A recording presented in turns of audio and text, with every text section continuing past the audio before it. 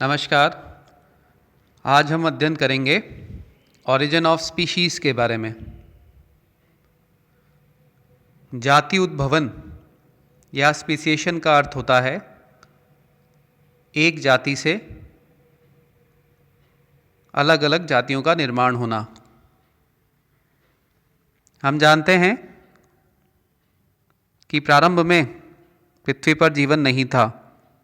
जब पृथ्वी पर जीवन उत्पन्न हुआ तब आज जो हम बायोलॉजिकल डाइवर्सिटी देखते हैं, लाखों तरह की पादप और जंतु जातियां देखते हैं, उस वक्त वो नहीं थी। तो उस वक्त जो प्रिमिटिव लाइफ फॉर्म्स बैक्टीरिया के रूप में उत्पन्न हुई होगी, उसी से वर्तमान समय की जो लाखों जातियां हैं वो विकसित हुई हैं। इस प्रोसेस को बायोलॉजिकल इवोल्यूशन कहते हैं। इस बायोलॉजिकल इवोल्यूशन में एक जाति से नई नई जातियां कैसे बनती हैं, इसे पढ़ा जाता है। स्पीसिएशन को पढ़ा जाता है, जाति उद्भवन को पढ़ा जाता है। यही हमारा आज का टॉपिक है। हम जानते हैं स्पीशीज़ कैसे बनती हैं। इस बारे में थ्योरीज ऑफ ऑर्गेनिक इवोल्यूशन में कई लोगों ने अपनी बातें कहीं। डार्विन को हम पढ़ चुके हैं, ह्यूगो डे व्रिस की म्यूटेशन थ्योरी को भी हम पढ़ चुके हैं। इन डिफरेंट थ्योरीज की जो मुख्य बातें थीं, उनमें क्या कमियां थीं और क्या आज भी वैलिड चीज़ें हैं, उन चीज़ों को भी हम देख चुके हैं। लेकिन इन सब जो थ्योरीज थी, इन सब को कंपाइल करके, इन सब की सही बातों को एक जगह इकट्ठा करके और इनकी जो कमियां थी उनको दूर करके नए फैक्ट से एनरिच कर कर एक थ्योरी बनाई गई, जिसमें यह क्षमता थी कि वह जाति के उद्भवन को भली भांति समझा पाए।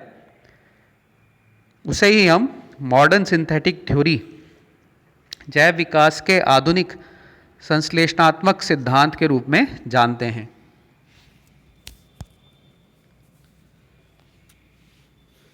The theory is the result of the work of a number of scientists. बहुत सारे वैज्ञानिकों ने इसे बनाने में अपना योगदान दिया, जैसे डॉबझिन्स्की, स्टेबिन्स, हक्सले, राइट, फिशर, हेल्डेन। स्टेबिन्स ने इस थ्योरी को अपनी किताब प्रोसेस ऑफ ऑर्गेनिक इवोल्यूशन में डिस्कस किया। डॉबझिन्स्की ने अपनी किताब genetics and origin of species में इस थ्योरी को एक्सप्लेन किया।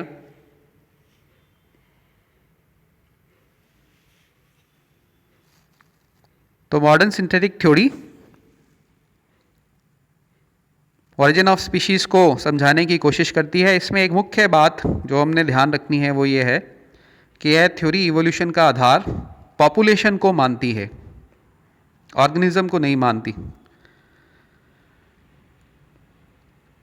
एक जीव जब अपनी ही जाति के सदस्यों के साथ उपस्थित होता है तो उसे समष्टि या पॉपुलेशन कहते हैं। आधुनिक संश्लेषणात्मक सिद्धांत, मॉडर्न सिंथेटिक थ्योरी, जैव विकास की क्रियाविधि को जीव जातियों की समष्टियों या पॉपुलेशन के संदर्भ में समझाती है। इसके अनुसार पॉपुलेशंस में उपस्थित आनुवांशिक विभिन्नताओं पर प्राकृतिक चयन, नेचुरल सिलेक्शन तथा जननात्मक पृथक्करण, रिप्रोडक्टिव आइसोलेशन कार्य करते हैं। तथा पॉपुलेशन को एक नई अडेप्टिव डायरेक्शन देते हैं, नई अनुकूली दिशा देते हैं, जिससे नई जातियों का विकास होता है।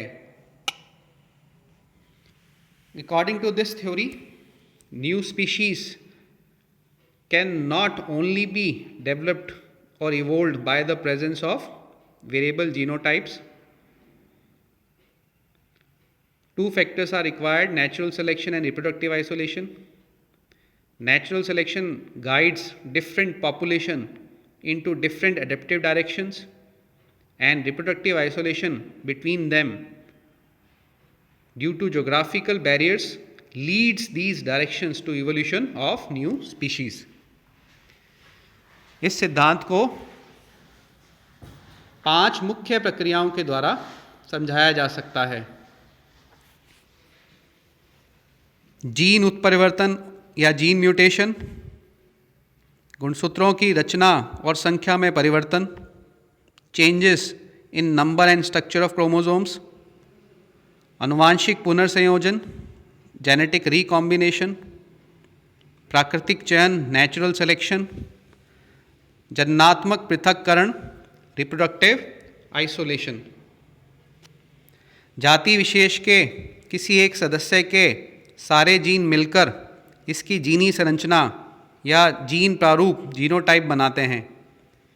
किसी क्षेत्र विशेष में जाति के सभी सदस्यों में उपस्थित जीन मिलकर जाति का जीन संचय जीन पूल बनाते हैं।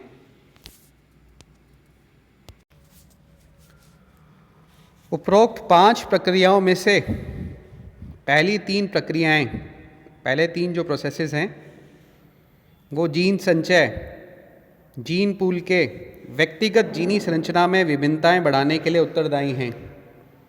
शेष 2 प्रक्रियाएं जैव विकास को दिशा प्रदान करती हैं, जैसा अभी हमने देखा था डायरेक्शन देती हैं।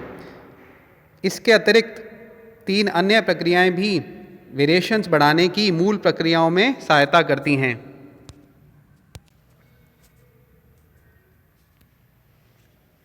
प्रवास माइग्रेशन, जीवों का एक समूह से दूसरे समूह में प्रवास या माइग्रेशन इवोल्यूशन में रोल प्ले करता है, स्पीसीएशन में रोल प्ले करता है।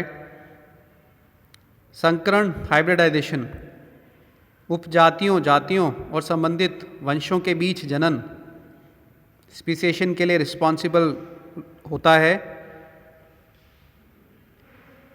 आनुवांशिक विचलन या जेनेटिक ड्रिफ्ट का भी इम्पॉर्टेंट रोल है, इससे आगे पढ़ेंगे।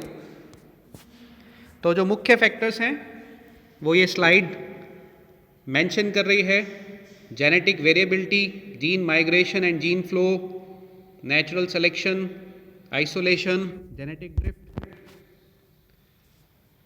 एक एक करके इन सब फैक्टर्स को थोड़ा डिटेल में देख लेते हैं। जेनेटिक वेरिएबिलिटी किसी पॉपुलेशन में 2 लेवल पे क्रिएट हो सकती है, इंडिविजुअल लेवल पर या पॉपुलेशन लेवल पर। इंडिविजुअल लेवल पर इसके जो रिस्पॉन्सिबल फैक्टर्स हैं वो होते हैं जीन म्यूटेशन या आनुवांशिक पुनर्संयोजन, मेंडेलियन रिकॉम्बिनेशन जो हमें अर्धसूत्रीय विभाजन में या फर्टिलाइजेशन के समय दिखाई देता है। क्रॉसिंग ओवर की प्रक्रिया से आप लोग फैमिलियर हैं। पॉपुलेशन लेवल पर क्रोमोसोम्स की स्ट्रक्चर में चेंज होना, क्रोमोसोम्स के नंबर में चेंज होना वेरिएशन पैदा करता है। 2 विभिन्न वेराइटीज़ या विभिन्न स्पीशीज़ के बीच में जो हाइब्रिडाइजेशन है वो भी वेरिएशन पैदा करता है।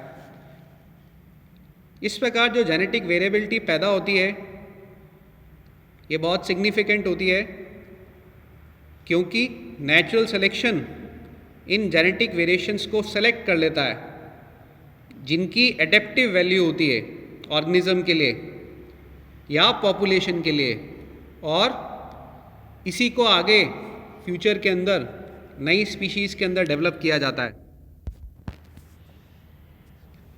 Natural selection use the variations as raw material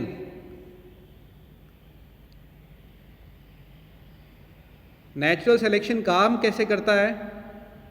natural selection differential reproduction के थ्रू ऑपरेट होता है। किसी जाति की जनसंख्या या पॉपुलेशन में विभिन्न प्रकार के नए जीनोटाइप्स बन जाते हैं। ये नए जीनोटाइप्स वह कच्चा माल हैं, रॉ मटेरियल हैं, जिस पर प्राकृतिक चयन कार्य करता है। प्राकृतिक चयन के कारण पीढ़ी दर पीढ़ी जनसंख्या के उन सदस्यों को विकास और जनन का अधिक अवसर मिलता है जिनके जीनोटाइप वातावरण के अनुसार ज़्यादा अनुकूलित हैं, ज़्यादा एडेप्टेबिलिटी शो कर रहे हैं।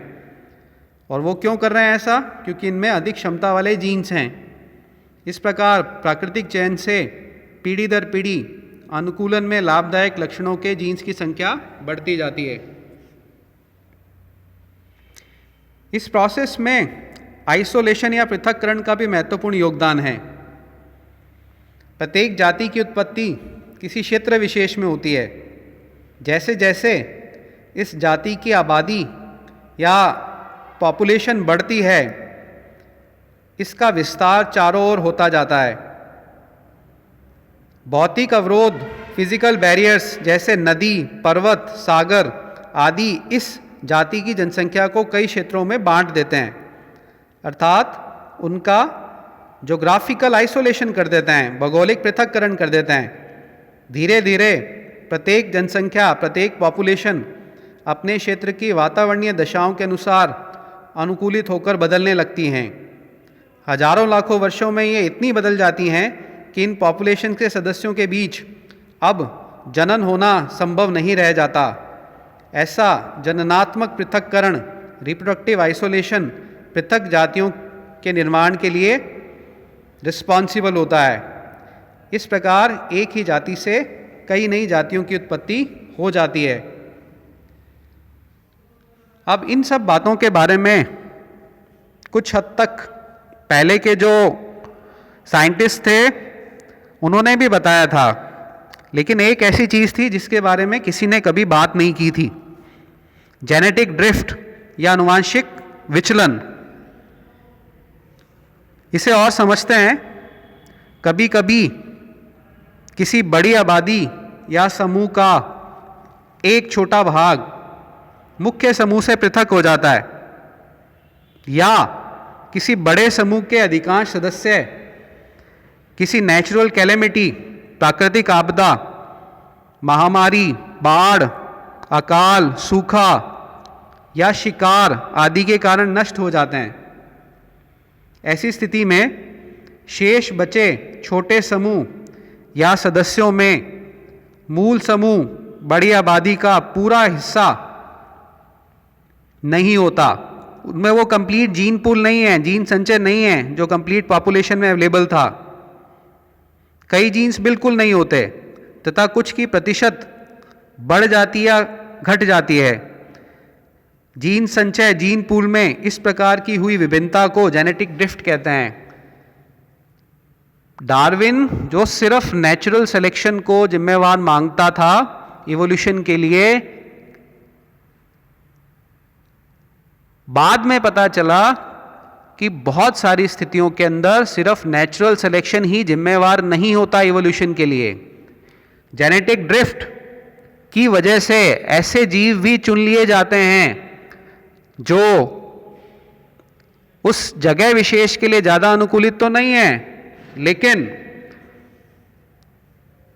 वो वहाँ किसी प्राकृतिक आपदा की वजह से बच गए और जो श्रेष्ठ जीव थे वो मारे गए। तो इस प्रकार हमने ये देखा कि नई जाति का उद्भवन बहुत सारे फैक्टर्स के ऊपर डिपेंड करता है।